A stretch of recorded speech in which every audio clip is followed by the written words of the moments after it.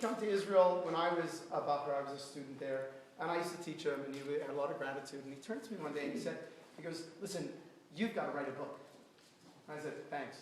And I really didn't understand what he was talking about because that's not where I was going in my life. I was a community rabbi. And he goes, well, tell me, what can you bring to people's lives that you think is unique that most people can't? And without a flinch, I said, I can teach people how to be happy. And he said, that's what you should write your book on. And that was about 15 years ago. And then I took the idea, threw it in the back of my mind, and it just kind of sat there and sat there and sat there. And then about 4 years ago, 4 years ago, I was sitting there thinking, I had noticed something as a community rabbi. I stopped and I said, the people who, first of all, who I know write books, they stop, they take 6 months, they take 3 months, 6 months, and they go on the side, and then they stop whatever they're doing, and they write books. And I've never had that option. That's never been an option for me. So therefore, I really was not dedicated at all to write a book. And then when I realized that I have several kinds of people that come into my life. One person is a person who comes in once a year. They show up to Shul, Rosh Hashanah, Yom Kippur, and then they tell me, oh, Rabbi, thank you so much for the drasha, the speech was so inspiring, and it was relevant, and that's why I come back. Once a year, I come back. And I'm going to come back every year, once a year, because I'm inspired, and it's knowledgeable, and it's like, wow, it's great. I'm very appreciative of that. Then there's the fellow who comes once a month. And they also are very appreciative, although a little less enthusiastic. Then there's the people who come every week, who once in a while they say, hey, Rabbi, way to go. All right, good. And then there's the people I see every day. All right, and the reason for that is that because you can have enough of a good thing. In the world which we live, a person can have enough of a good thing. And if we don't work deeply to appreciate our blessings on a daily basis, then simply, we won't appreciate everything we have because we simply get used to it.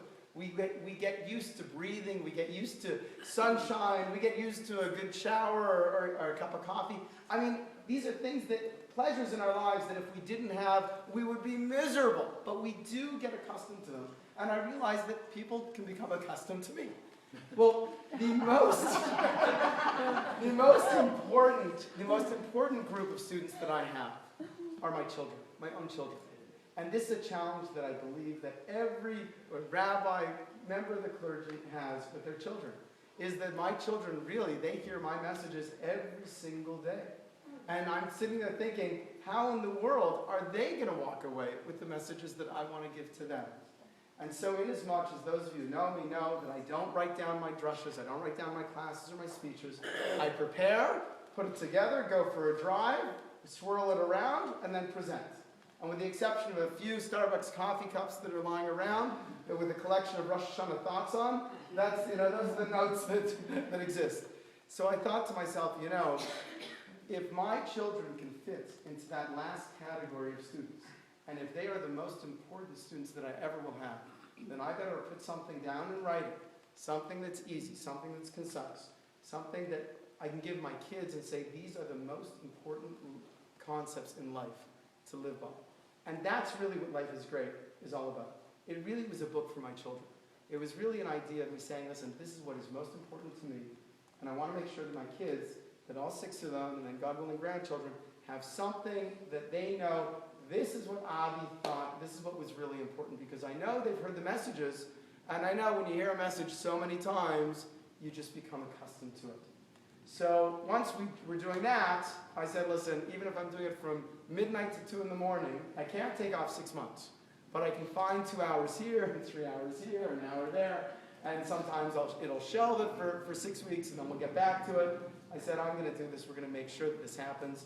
And then once it happened, now again, we have the 2,000-pound gorilla to stop and say that God willing, we will pass it around.